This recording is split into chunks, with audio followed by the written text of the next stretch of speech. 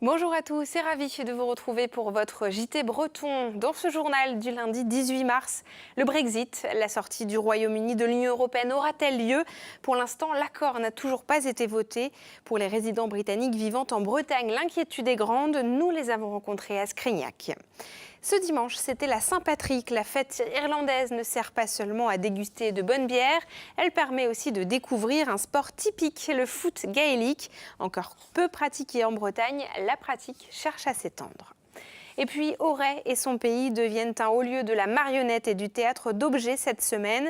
Le festival Mélicène a débuté ce week-end. Plus de 70 représentations sont annoncées. Et tout d'abord, un hommage à un grand artiste de la culture bretonne. Jan Fañch-Kemener est décédé ce samedi à Trémévin dans le Finistère à l'âge de 61 ans. Le chanteur avait fait savoir il y a quelques mois qu'il souffrait d'un cancer. Il avait passé sa carrière à collecter, transmettre et chanter le patrimoine culturel de la région. Jan Fañch-Kemener sera inhumé ce mardi à 14h30 à Sainte-Tréfine dans les Côtes-d'Armor. TBO et TB Sud lui rendent hommage. L'émission Harvest Café consacrée au chanteur et enregistrée en octobre 2017 sera rediffusée ce mercredi à 20h. Xavier, dans l'instant T ce vendredi à 19h15, reviendra aussi sur la carrière de cet artiste breton.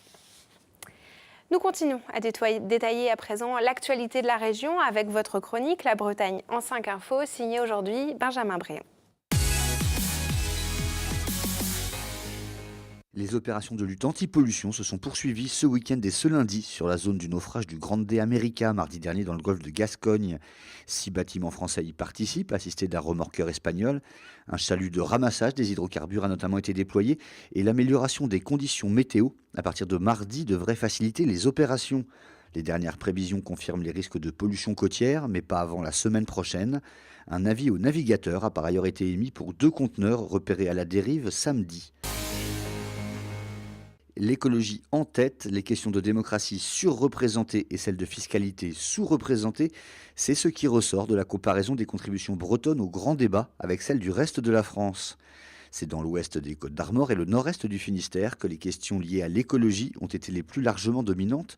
Tous les chiffres en détail et code postal par code postal à retrouver sur le télégramme.fr. C'est une première européenne. Une plateforme de secours en mer a été inaugurée ce lundi au centre de simulation en santé de Brest. Idée, reproduire à terre les conditions rencontrées en mer par les personnels de santé, pompiers, skippers, etc. pour les préparer à leurs interventions. La plateforme peut simuler les mouvements et les bruits d'une cabine de bateau, d'un compartiment moteur ou encore d'un hélicoptère. Les professionnels concernés sont nombreux, le CESIM en accueille 5000 par an. C'est l'affaire qui fait parler à Saint-Briac en Ille-et-Vilaine. Après 37 ans de bataille judiciaire, le sentier littoral vient d'être ouvert aux randonneurs. Mais il a une particularité, il enjambe littéralement la piscine d'un propriétaire en bordure de falaise. Un tracé légal, la loi fixant le principe d'une bande de 3 mètres pour assurer la continuité du passage, reste que désormais pour l'intimité, on repassera. Enfin, plus de 3000 joueurs, carton plein dimanche pour le 11e loto de la GSI Pontivy, devenu le plus important de France. 71 parties se sont enchaînées jusqu'à la désignation du vainqueur, gratifié d'un camping-car. L'ultime Sodebo 3 de Thomas Coville a été mis à l'eau à Vannes devant le chantier Multiplast ce lundi 18 mars dans l'après-midi. Une manœuvre de 30 minutes réalisée avec d'infinies précautions pour déplacer ce géant des mers long de 32 mètres et large de 23 mètres. Le maxi trimaran a ensuite pris la mer direction son port d'attache, la Trinité-sur-Mer. Le bateau a nécessité 18 mois de chantier et fait preuve d'audace. Les architectes marins et le navigateur ont placé la place du cockpit juste devant le mât.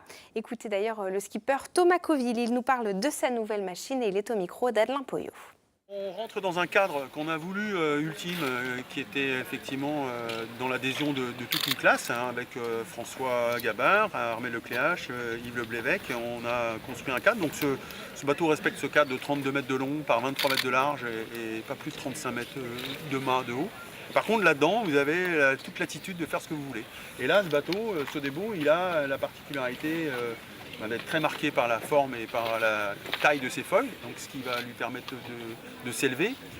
axé sur ces foils, on y a centré le maximum de masse du bateau, ce qui a été jusqu'à mettre effectivement l'habitacle, qui représente environ 20% de la masse du bateau, sur cet axe, et d'où on a découlé toute finalement une évolution aérodynamique et une évolution architecturale. Et voilà, ce bateau, il est atypique pour tout ça. Le Brexit aura-t-il lieu? Rien n'est moins sûr. La première ministre britannique Theresa May exhorte les parlementaires à voter pour l'accord de sortie du Royaume-Uni de l'Europe. Un troisième scrutin qu'elle pourrait ne pas organiser si elle sent la défaite assurée. Une situation qui pourrait reporter le Brexit, prévu normalement le 29 mars.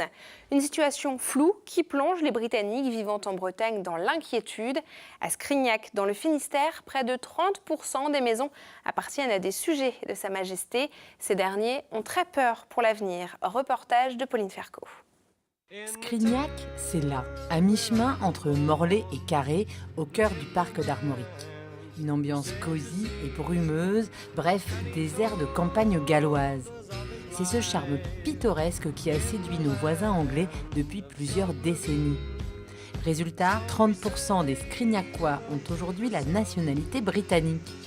Mais depuis l'annonce du Brexit en 2016, leur vie d'expatriés n'est plus du tout sereine. Nous avons des droits, nous avons des votes, mais après, nous serons comme des réfugiés. Jours pour trouver le travail ici pour les Anglais. Maintenant, après Brexit, c'est plus difficile.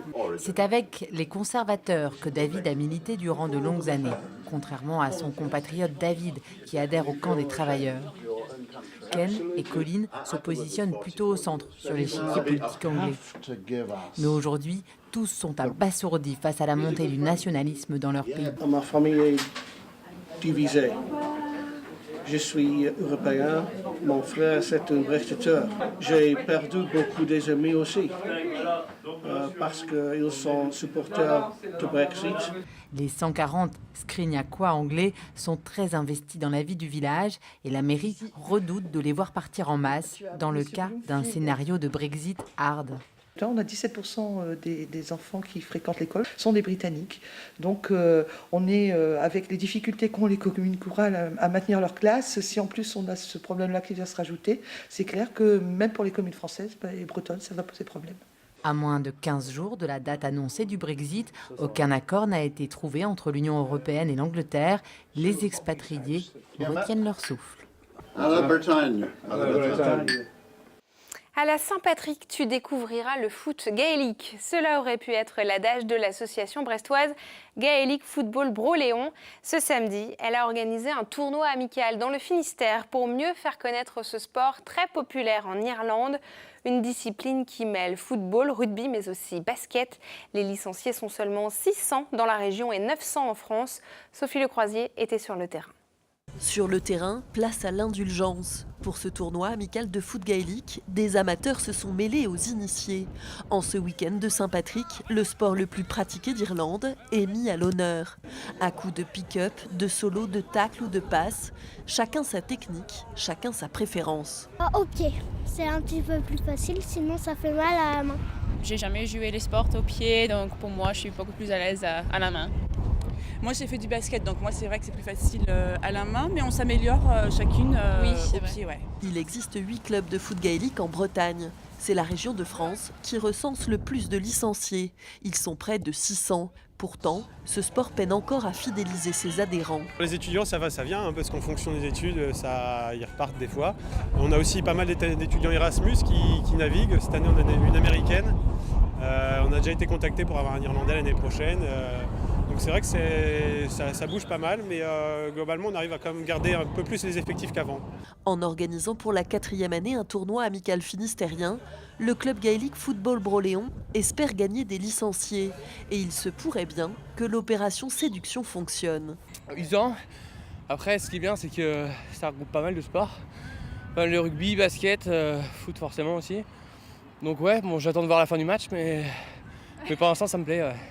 C'est sympa, très physique, très physique et c'est vraiment un sport collectif comme on aime quoi. Tout le monde ensemble et tout le monde dans la même galère quoi. C'est ça. Prochain défi pour les clubs bretons de foot gaélique, attirer plus de femmes. 3 divisions existent en équipe masculine contre une seulement chez les femmes. Un championnat de Bretagne a été créé en 2005. Et du sport, nous passons à la culture, direction Auray, dans le Morbihan, où a été lancée ce week-end la 19e édition du festival Mélicène, un événement phare dans le Grand Ouest pour les marionnettes et le théâtre d'objets, un art où des personnages de bois deviennent de délicates danseuses et des robinets, des interprètes de Molière. Jusqu'à dimanche, 73 représentations sont proposées dans 10 communes du pays d'Auray. Fanny Coconnier nous plonge dans cet univers enfantin. Cette danseuse de bois, suspendue à ses 19 fils, parvient à captiver 150 spectateurs. Du haut de ses 60 cm, grâce à la dextérité de Samuel Le Petit, la demoiselle devient un personnage. La marionnette s'approche de la magie, puisque l'ensemble c'est de faire croire que, alors que tout le monde sait bien que ça n'est pas vrai, mais on veut y croire pour s'émerveiller, pour se couper du reste du monde. C'est ce que j'essaye de faire, d'emmener les gens du réel dans l'univers de la marionnette et de les surprendre. Des surprises, le festival en réserve. Grâce aux objets et marionnettes, les artistes y abordent des mondes oniriques, mais aussi la guerre ou mai 68. C'est vraiment sans limite. Quel que soit le médium utilisé, l'objet, la marionnette, l'objet manufacturé, détourné, le corps marionnettique permet tout. Et la richesse de ce festival, je crois que c'est sur les 20-25 propositions que nous faisons, c'est de montrer la richesse et la diversité d'aujourd'hui de ces créateurs. Le festival a la volonté de faire découvrir au public de jeunes compagnies, mais aussi de retrouver des artistes emblématiques de la scène nationale et du festival, comme la compagnie Tabola Rasa. Déjà à Auray en 2005, elle avait proposé sa version de la VAR. Les personnages y sont représentés par des robinets. Le théâtre d'objets sollicite l'imagination du public beaucoup plus que d'autres techniques. Donc ça permet forcément d'accéder à un lieu privilégié de l'intimité du spectateur. On en appelle aussi un peu à son enfance. Donc on touche, je crois, à quelque chose d'assez profond chez les gens. Le festival Mélicène se termine ce dimanche et il reste encore quelques places. Et c'est la fin de cette édition. Merci à vous de nous avoir suivis. Ce soir, dans votre magazine Multisport, Laurent Villebourg reçoit Modé Robinet, maître d'armes au club d'escrime de Brest, et Yann Le Réguer du club de Lorient. Il fera aussi un point sur les compétitions sportives du week-end dans la région. Une émission que vous retrouvez à 19h15 et à 23h15, et puis en replay sur les sites de TB Sud et de TBO. Belle soirée à vous, je vous dis à demain.